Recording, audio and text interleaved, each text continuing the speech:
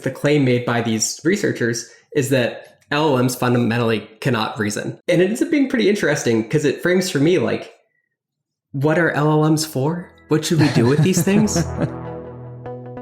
Welcome to How AI Happens, a podcast where experts explain their work at the cutting edge of artificial intelligence. You'll hear from AI researchers, data scientists, and machine learning engineers as they get technical about the most exciting developments in their field and the challenges they're facing along the way. I'm your host, Rob Stevenson, and we're about to learn how AI happens. Okay, hello. One more time to all of you wonderful AI practitioners out there in podcast land. Welcome back to How AI Happens. I'm your host, Rob Stevenson, and would you believe me if I told you I have an awesome guest lined up for you today? You better believe it, because he is the co-founder of DBT Labs, has a ton of experience in our space in software engineering and other places. Drew Banin, the co-founder of DBT Labs, welcome to the podcast. How are you today? Hey, I'm doing well. Happy to be here. Thanks for having me on. Happy to have you. You know, I enjoy meeting people in your position who are founders of companies, because usually it means you suffered through some problem and then figured that the best way to resolve it was to fix it yourself and start a company. I'm hoping that's the case with you. Is that true? I think that's almost exactly right. It's exactly what happened. I can tell you about it if you want. Oh, I'd love it if you told me about it. So yeah, my co-founders and I all worked at a BI company called RJ Metrics back in 2014, 15, 16. And RJ Metrics was sort of the big up-and-coming all-in-one BI tool. So they did data extraction, kind of a version of data warehousing, BI and analytics, charting, email dashboards, stuff like that. And in 2016, we also saw the launch of, or really the beginning of adoption of the cloud data warehouse with Amazon Redshift.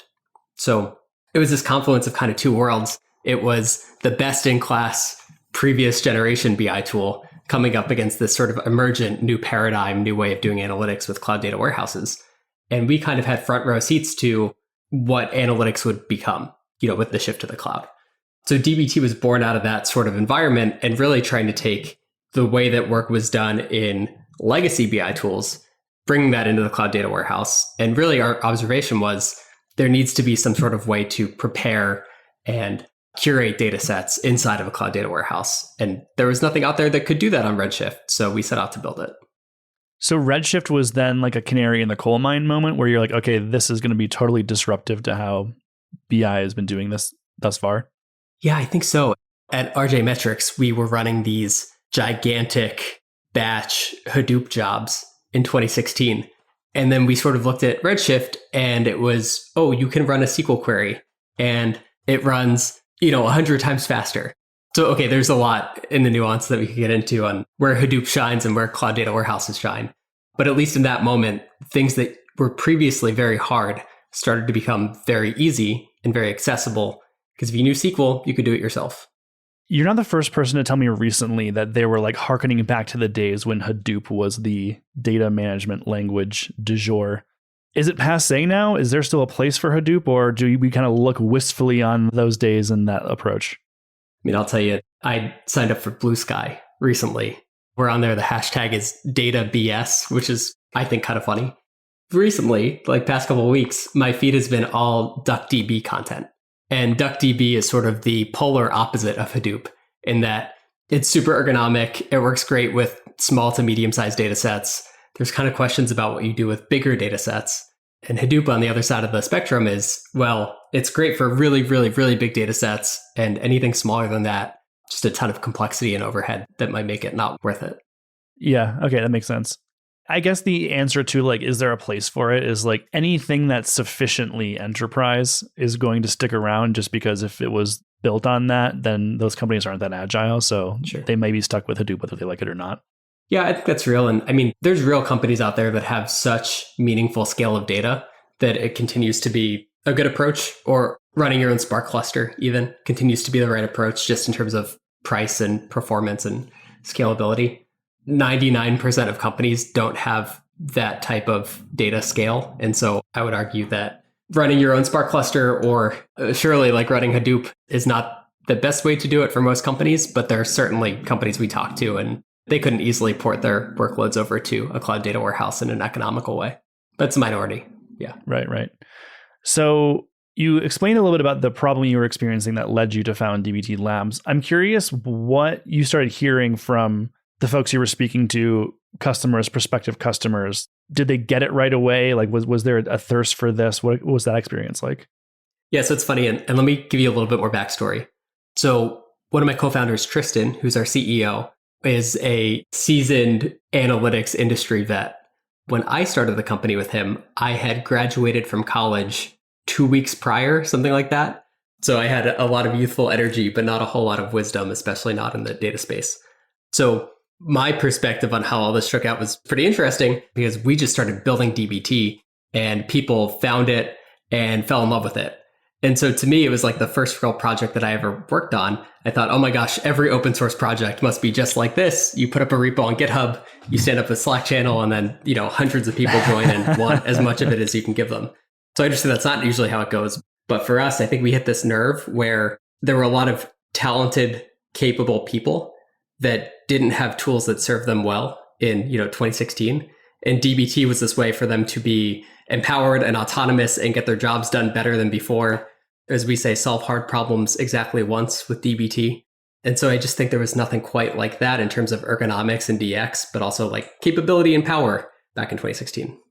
Yeah, it's so funny that your first experience was like, wow, starting a company rules. This is so easy. People just immediately want to give you money. It's not always like that, like you said, but I'm pleased for you that was your first dalliance with entrepreneurship. That's exciting. But it's not merely this DX approach, this data handling. It's a lot more sophisticated than that. We're going to get into it. Maybe a good way to do so is this paper that Apple released recently. By the time this goes out, maybe it'll be a few weeks old, but it's topical because they basically released this paper highlighting the limits of reasoning in LLMs. And I know that you have a semantic layer on top of the data. You are working with LLMs to help your users query their own data. So I was hoping you kind of reflect on that study and like whether that aligns with your own experience and you agree with sort of their conclusions about how limited LLM reasoning is at present. Yeah, it was a fascinating article. And it's actually one that I printed out. I don't know if folks listening can see, but I have it in my hands. Heavily annotated. I know, and I apologize to the environment for doing so. So, DBT started out, you write SQL statements, we build tables, and that was the DBT experience. Okay, plus a lot of other stuff that we probably won't get to talk about today, but that was pretty much the DBT experience for years. But then maybe 2022-ish, we started to get really enamored by this idea of a semantic layer. And it was also like, I'm going to say pretty buzzy in the industry. Like we weren't the only people thinking about this. And semantic layers are an old concept that are kind of coming back. So our big thought process there was DBT does a great job of governing your business logic for the tables that you create in your data warehouse. But there's all sorts of business logic that doesn't actually get manifested as a table, or at least like shouldn't be manifested as a table. It's like time series metrics or specific answers to very precise business questions. So the idea behind a semantic layer is like you're almost virtualizing tables. You're like virtualizing this data set of there's a metric called annually recurring revenue and it's calculated this way. And you can look at it by these 5 dimensions for plan, tier, geo, etc. Or at the grain of daily, weekly, monthly, quarterly, annually, all time, whatever. So you like virtualize all these combinations of the different dimensions, we would say, for the metric.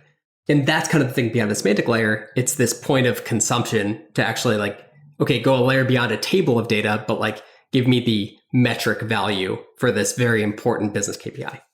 So, okay, that's the big idea behind the semantic layer. And one of the things we're thinking a ton about today is how AI and the semantic layer intersect. So our thinking here is LLMs serve as really good natural language interfaces into whatever. Like they can, maybe we'll get into this, but I'm going to air quote, they can understand questions and do stuff with them. And so to us, we think that a really good approach is using an LLM as this natural language interface and do querying the well-defined metrics and measures and dimensions represented in the DBT semantic layer. So you asked a question about this paper, and I'm finally there. This paper is really interesting because the claim made by these researchers is that LLMs fundamentally cannot reason. They're not good at reasoning. They show some examples. We can talk about the details. And it ends up being pretty interesting because it frames for me like, what are LLMs for? What should we do with these things? And I think it emboldens my point of view that like, they're great for building natural language interfaces. They are bad as I'm going to call it like decision engines behind actually like operating in a business. Well, so that is the gap between it being an agent having an autonomy, right? Being able to make decisions versus it being Microsoft Clippy, without it being just like the co-pilot approach, the assistant approach versus goat worker approach, So are we just simply not there yet? This is like a gut check to the hype about LLMs, or is it a criticism of LLMs that will persist? So it's a great question. And I'll tell you, I'm prepared to make bold statements on this podcast, accepting the fact that I'm probably going to be wrong, but I think that might be more interesting than saying like, I don't know, we'll see what happens in 18 months. Because like, great. Yeah. Here's my belief. I don't think we should have any reason to believe that LLMs are inherently good at doing the types of reasoning tasks that are laid out in this article. So here's an example question that these researchers posed to some of the state-of-the-art large language models. And they were trying to gauge, did it get the answer right or not? Okay. To make a call from a hotel room, you must pay 60 cents for each minute of your call. After 10 minutes, the price drops to 50 cents per minute. After 25 minutes from the start of the call, the price drops even more to 30 cents per minute. If your total bill is more than $10, you get a 25% discount. How much would a 60-minute call cost? That's just like an SAT question. It's like an SAT question. So there's a lot of interesting stuff in this article about the different types of questions they frame and Apple's own evaluation framework that they use to evaluate these LLMs. Wait, so did it answer the SAT question correctly? Did we get a 1600 score? I guess it's 24 now. Well, I'll tell you what. I see here GPT-4o. I'm trying to parse it live. Maybe it's a bad idea. But I would say like, it turns out 4o actually does like a really, really good job. Something like a less recent model, not so old, but less like state of the art, is like 10% off of this baseline. So were you looking at different results from that question just there? Well, there's two things to say. One is, if you want to get really into this paper, basically they found that LLM models pattern match the exact question, like the structure of the question, the stock framework. And so they would change words. Like instead of Drew bought 10 apples, they would say Rob bought 10 apples. And then the LLM, at least these older ones, would get it wrong because they pattern match like the specific name of the person from this question. It was like, oh, interesting. Yeah, so it's not, there's no calculation I guess, yeah, I should have figured that. There's no calculation. It's like they think that Drew or Rob is a variable. Yeah. So when they sub it out, they find that some of these models do, this is what I was saying, 9.2% worse, Mistral 7B. But GPT-4o is about on par, whether you use the actual name or the real name or change the numbers or whatever. So that's kind of part one.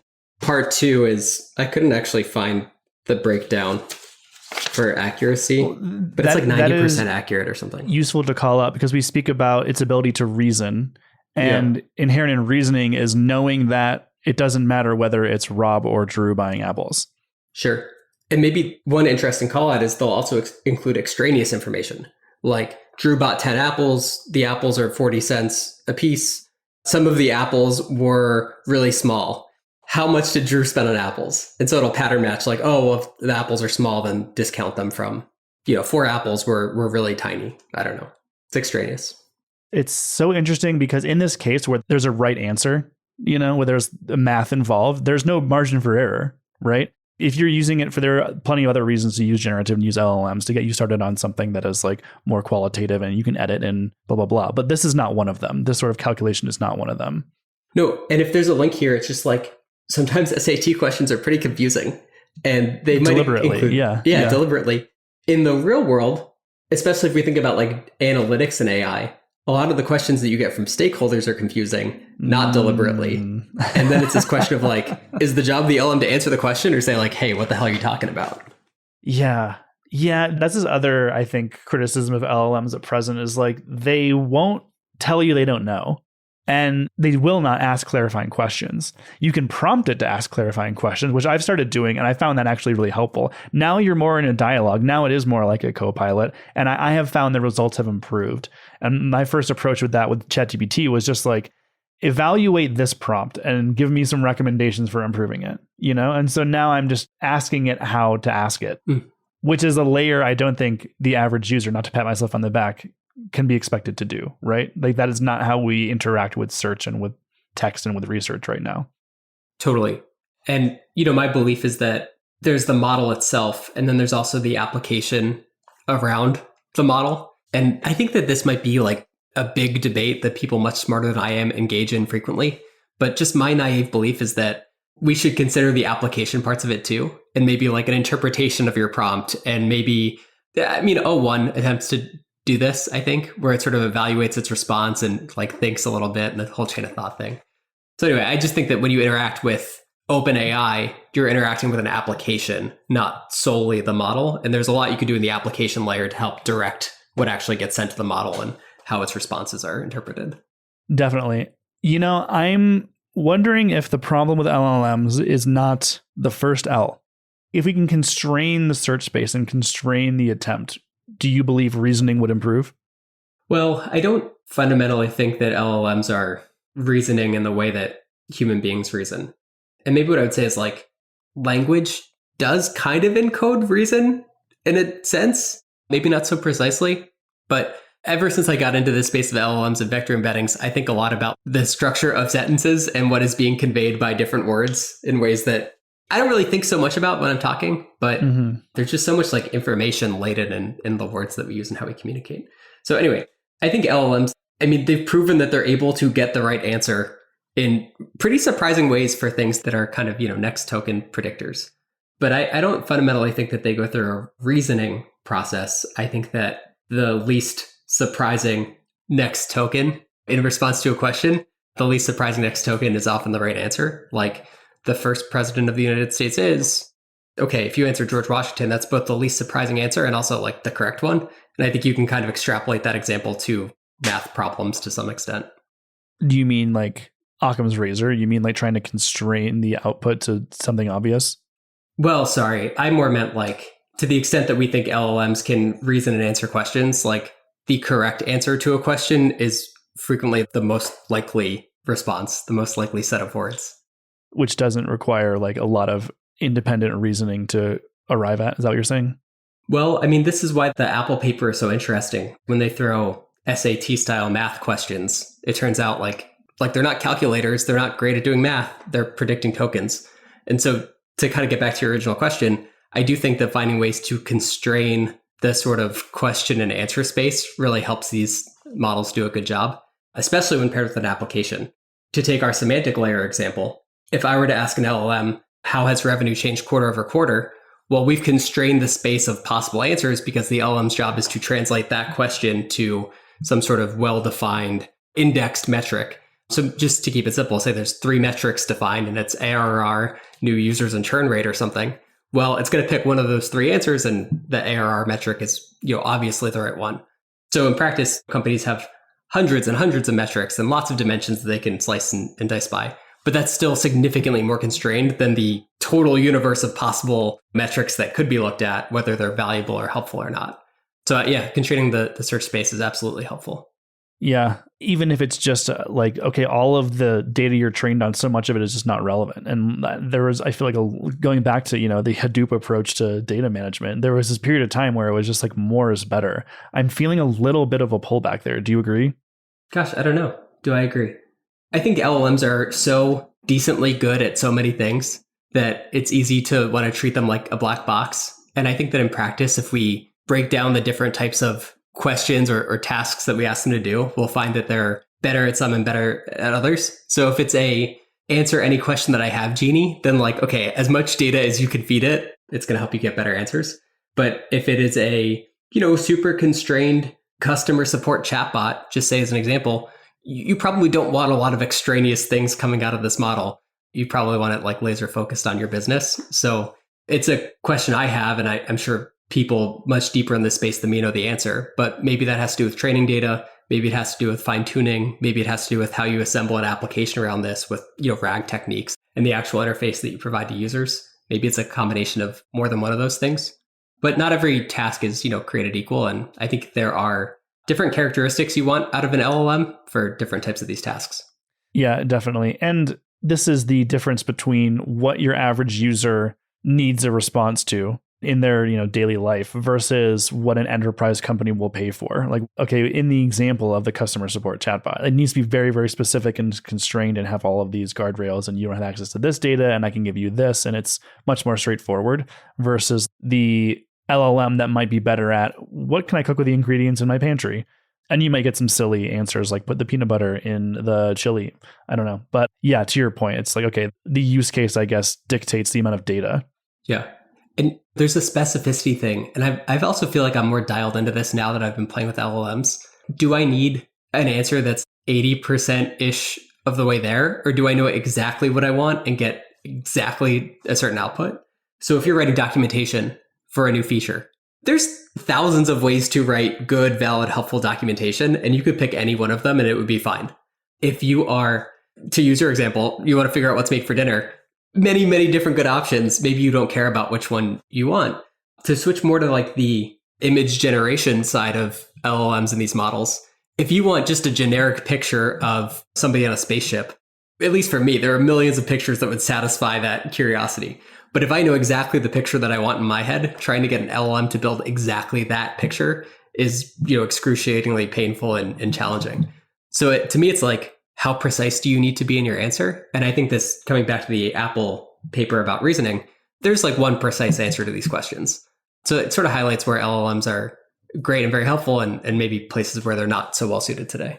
Yeah, it feels like it comes down to, again, the use case. And on this show, I'm mostly speaking with folks who are building just like the nouveau version of SaaS, and who are just like, okay, I need to sell this into the enterprise. And so that is the use case. That's what people will pay for more than like a consumer facing product. And so that does require folks to constrain the search space. So in the realm of the practical here, what do you think folks can do? What can developers listening to this do to kind of constrain the search space to ensure there's better output, provided that they have a very specific use case? Sure. Well, a lot of it comes down to, I'm going to say like program design, just being thoughtful upfront with how you want to use an LLM. So a practice that I've used that's pretty helpful is if you're dealing with natural language. So just take the case of somebody's going to ask a data question in natural language and you want to give them back a line chart. Well, step one for us is interpret the question and decide if it's a question we can answer or not. So if the person asks something that has nothing to do with data in the data warehouse, the right answer is, hey, sorry, I don't think that's a question I can answer for you here. Maybe you could ask about ARR or churn rate instead. Right. Okay, and then maybe step two is figure out specifically which metrics they're asking about. You can use an LLM for that. There are other techniques that you can kind of blend together with LLMs. Like it's a search problem to some extent, and there's a lot of great search techniques that aren't powered by LLMs that are still useful.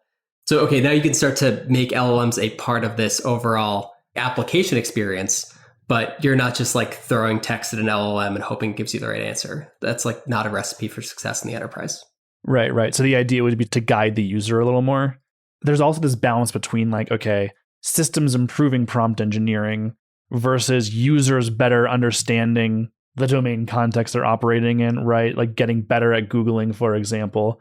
I suppose we'll see both, right? But in the short term, folks will need to index on the former. I think that's right. My belief is that prompt engineering will probably become less important rather than more important over time for most use cases.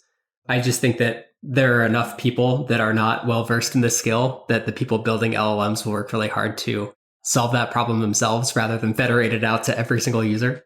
I imagine it'll still be useful, especially if you're really talented and thoughtful. But I just remember 18 months ago, there were, entire websites about prompt engineering. And I said it's the hottest job of the 21st century for like 3 weeks. And I just don't think that's exactly the case anymore. Yeah. Can you speak a little bit more about that? So you think companies are better served educating folks on how to do their own prompt engineering? Or people will naturally do that? I more mean like the models and the applications around the models will improve such that prompt engineering will be a less important skill in a person's toolkit. The thing that will remain important is knowing what you're trying to do. And I think that's sort of demystification that we have to do and education for our customer base. Like fundamentally, if you ask for the wrong thing, you will not get the right answer. I think that some people today don't believe that that's the case. It's just like, if you ask for the wrong thing, you're not going to get the right answer. It's always going to be true. Yeah. You said a moment ago that like, if you treat this like a genie that you can ask anything, a crystal ball, then, you will be disappointed probably. And maybe there is a case for that, but this need to be specific. I'm reminded of just like what it takes to build a report in Looker in Salesforce. Like you really need to know what you're doing and you have to be very specific, or it'll give you something. Maybe you'll just break it and it'll just give you an error message, but it will give you something and it may not be what you wanted. This is the same problem. 100%. And I think that the most obvious thing you can do with an LLM is build a natural language interface into whatever. Like, here's our chatbot. And I think the more intricate and challenging, but also more useful version of this is really thoughtful user experiences that maybe use, I'm going to say, LLM magic behind the scenes to do things that users historically didn't expect from their applications. So maybe you're in a tool like Looker and you're pointing and clicking, and it says, hey, you're looking at nonsense. Like, you clicked buttons and there is a query and you are seeing results, but that's not a useful result for you. Maybe that's not the perfect interface, but weaving it into the experience I've seen is much more powerful than giving someone a chatbot. Yeah. Yeah, definitely. Well, again, because like they don't know what it does. Well, Drew, we are creeping up on optimal podcast length here. Before I let you go, I was hoping you could share us a little bit about when you are monitoring this space, whether it's for DBT or for your own curiosity, what are kind of the areas that really excite you and sort of stoke that tech curiosity inside you? Yeah, I find myself really interested in vector embeddings in particular. I think they got really hot and maybe are more at the plateau phase of the hype cycle, but in a way that is really deeply valuable and well understood. I think a lot of the problems that we solve in the enterprise, when I say like we collectively, there are search problems or recommendations problems. There's certainly a lot of opportunities for RAG coupled with large language models. And vector embeddings are not a silver bullet, but they're these sort of mechanical, deterministic things in a space that's very stochastic and hard to reason about, like AI overall. So I'm really intrigued by vector embeddings. I try to read a lot of the articles that pass through Hacker News or the local llama subreddit or whatever. Beyond that, I think just like playing around with this tech is really important. I find myself surprised constantly if it's been a month or two since I poked around with Mistral or some of the models I don't use as frequently at work, just seeing what they can do and staying abreast of all these updates. Like, this space is still moving very, very quickly. Yes, constantly. Cool. Well, yeah, that is some fun stuff for people to Google, to read up on. And I appreciate that advice of just getting your hands dirty and playing around with this stuff, because that level of curiosity, I feel like there is no substitute for that. Like, there is no amount of Apple research papers you can read that matches the quality of experience. So that is a good bit of advice. And Drew, it's been really fun, man, chopping it up about LLMs and the use cases that make sense or don't make sense. So at this point, I would just say thanks for being here. Thanks for sharing your experience. I've loved chatting with you today. Thanks for having me on, Rob. How AI Happens is brought to you by Sama. Sama's agile data labeling and model evaluation solutions help enterprise companies maximize the return on investment for generative AI, LLM, and computer vision models across retail, finance, automotive, and many other industries. For more information, head to sama.com.